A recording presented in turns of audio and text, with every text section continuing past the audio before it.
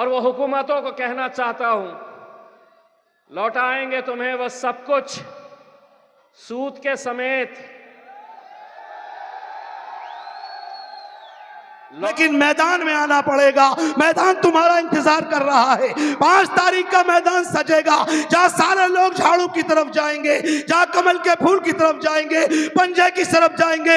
आपको दीवानों की तरह मैदान में निकलना होगा। और जो शैतान तुम्हारी गलियों में आकर आखिरी रात में यह कहेंगे कि आज भाजपा जीत जाएगी, अगर आपने ओवैसी को वोट दे दिया, पतंग को वोट दे दिया, तो भाजपा आ जाएगी। ईमान खतरे में पड़ जाएगा, कुरान खतरे में पड़ जाएगा, मुसलमान खतरे में पड़ जाएगा। उसको बता देना मुस्तफाबाद के लोगों कि सुनो दलालो, ना हमारा ईमान खतरे में है, ना कुरान खतरे में है, ना मुसलमान खतरे में है, लेकिन बेईमान तेरी दलाली की दुकान खतरे में है, जो 5 तारीख के बाद बंद हो जाएगी इंशाअल्लाह।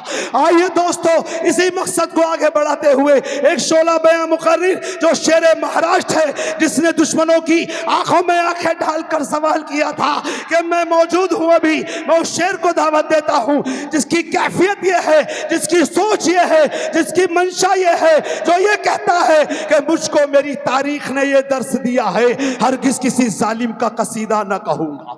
मुझको मेरी तारीख ने यह दर्स दिया है, हरगिज किसी जालिम का कसीदा न कहूंगा। ये हाथ कलम हो या जुबान काट दी जाए, कुछ भी हो मैं जालिम को मसीहा न कहूंगा। मैं चाहूंगा इम्तियाज जलील साहब।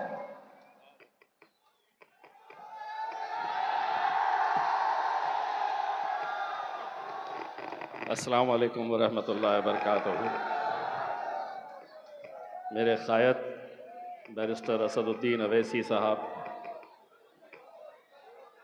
मेरे भाई जिन्होंने अपना 5 साल का दर्द जो आप लोगों के सामने बयान किया, वो मेरे हिसाब से हम सिर्फ सुन सकते हैं, लेकिन जिसके ऊपर गुजरी है वो एक एक दिन कैसे काटता होगा, एक एक दिन उनका जेल के सलाखों के बीच कैसे निकलता होगा, शायद हम इस बात का अंदाज़ा भी नहीं लगा सकते हैं।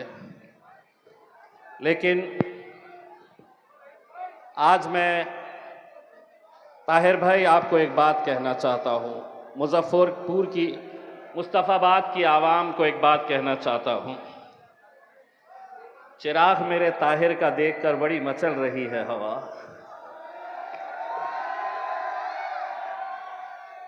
चिराग मेरे ताहिर का देखकर बड़ी मचल रही है हवा। कुछ दिनों से मुस्तफ़ाबाद में बड़ी तेज़ चल रही है हवा। बना रहे थे किस्से जो मेरे ताहिर के तबाही के, उन्हें क्या पता है कि मुस्तफ़ाबाद में ताहिर के हक़ में रुख बदल रही है हवा। मैं यहाँ पर ताहिर भाई के मकान के ऊपर गया, वहाँ से मुझे पता चला कि जलसा यहाँ पर है। मुझे बताया गया तंग गलियाँ है, गाड़ी नहीं जा सकी।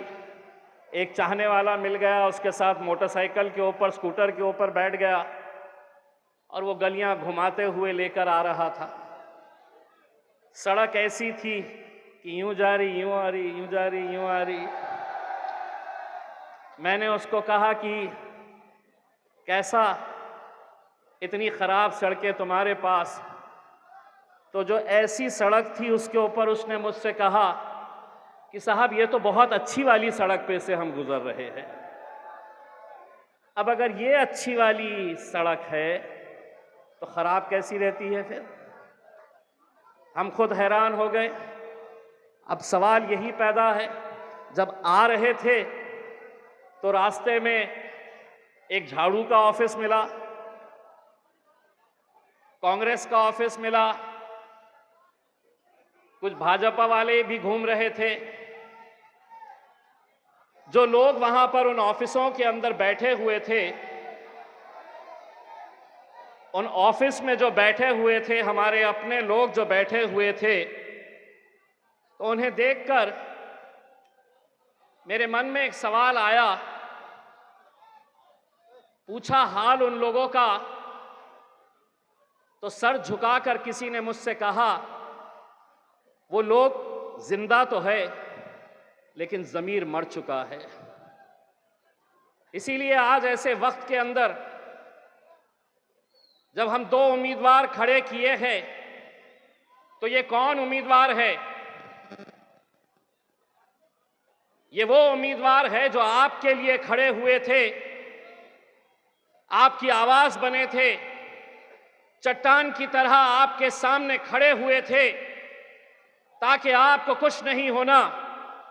और 5 साल से वो आपकी वजह से, हमारी वजह से, हम सब की वजह से जेल के सलाखों के पीछे बंद है।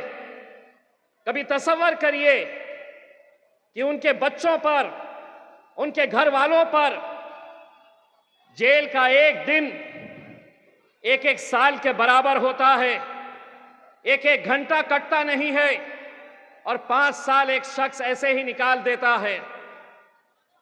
मैं कल ओखला के अंदर, ओखला की जामा मस्जिद में जुमे की नमाज पढ़ने के लिए गया। पहली मर्तबा हमारे उम्मीदवार ओखला के शिफा भाई, शिफाउर रहमान, उनको मस्जिद में आते हुए देखा। पूरे पुलिस वाले उन्हें घेरे हुए थे, मानो कोई एक दहशत गर्द को लाया जा रहा है। मैंने उसी अल्लाह की बारगाह में खड़े रहकर, उसी मस्जिद में खड़े रहकर मैंने ये दुआ मांगी कि जो पुलिस वाले आज इन्हें एक आरोपी बनाकर लेकर आ रहे हैं, इंशाअल्लाह 8 तारीख के दिन यही ताहिर हुसैन और यही शिफाउर रहमान को यही पुलिस वाले एमएलए बोलकर अपने घर तक पहुंचाने का काम करेंगे।